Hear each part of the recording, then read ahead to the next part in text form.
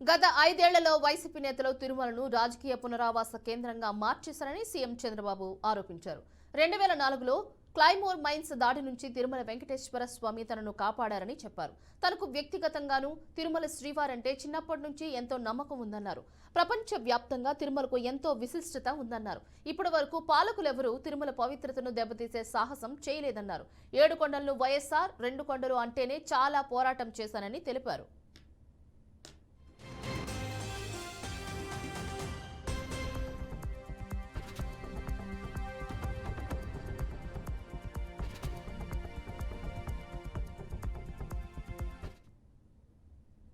ఎంతో పవిత్రమైన శ్రీవారి ప్రసాదంలో జంతు కొవ్వు వినియోగించారని ఆగ్రహం వ్యక్తం చేశారు. లడ్డూ ప్రసాదాన్ని అపవిత్రం చేసి ప్రజల మనోభావాలు దెబ్బతీశారని ఆవేదన వ్యక్తం చేశారు. గత ప్రభుత్వం శ్రీవారిని కూడా వదల్లేదన్నారు. ఎందరికో స్ఫూర్తిదాయకమైన పవిత్రమైన క్షేత్రంలో 5 ఏళ్లుగా అపవిత్ర కార్యక్రమాలు జరిగాయని ఆరోపించారు. స్వామి మహత్యం ఉంది కాబట్టే ఎంతో మంది లడ్డూని కాపీ చేయాలనుకున్నా చేయలేకపోయారని అభిప్రాయపడ్డారు.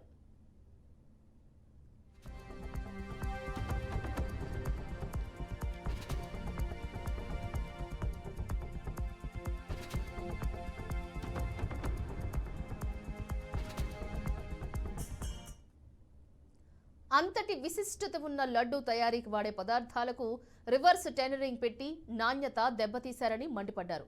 నాసిరకం వారికి గేట్లు తెరిచినట్లుగా రివర్స్ టెండరింగ్ నిబంధనలు మార్చేశారని అన్నారు. ఫలితంగా ప్రధాన సంస్థలు ఏబీ టెండర్లో పాల్గొనలేకపోయాయని ఆయన తెలిపారు.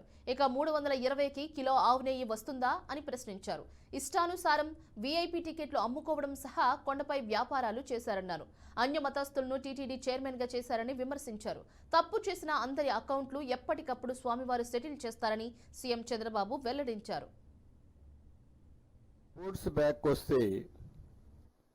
రిపోర్ట్స్ ని బేస్ చేసుకొని అతను యాక్షన్స్ మొదలుపెట్టాడు.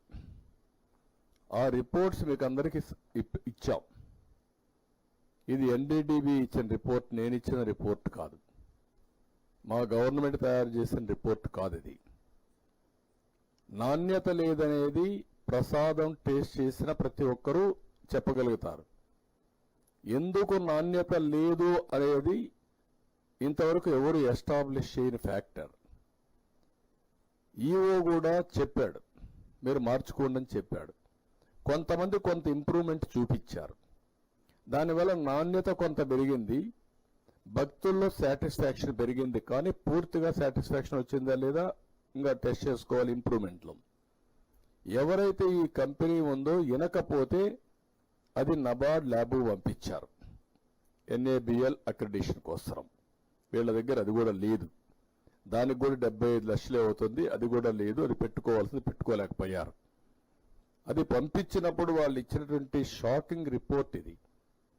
అందులో క్లియర్గా ఏదైతే ఇక్కడ పాయింట్ నెంబర్ 1 ఎస్ వాల్యూ, ఆ ఎస్ వాల్యూకి కోరిలేషన్ విత్ ఏమేమి ఇంగ్రీడియంట్స్ ఉన్నాయో చెప్పే విధానం 86.62 ఎస్ వాల్యూ ఉంది. ఉండవలసింది 98.05 నుంచి 101.95 ఉండాలి. దీనికి కారణాలు ఏంటంటే soybean, sunflower, olive, rape seed, linseed, wheat germ, maize germ, cotton seed, fish oil. ఇవన్నీ ఏదైనా ఉండే అవకాశం ఉంది.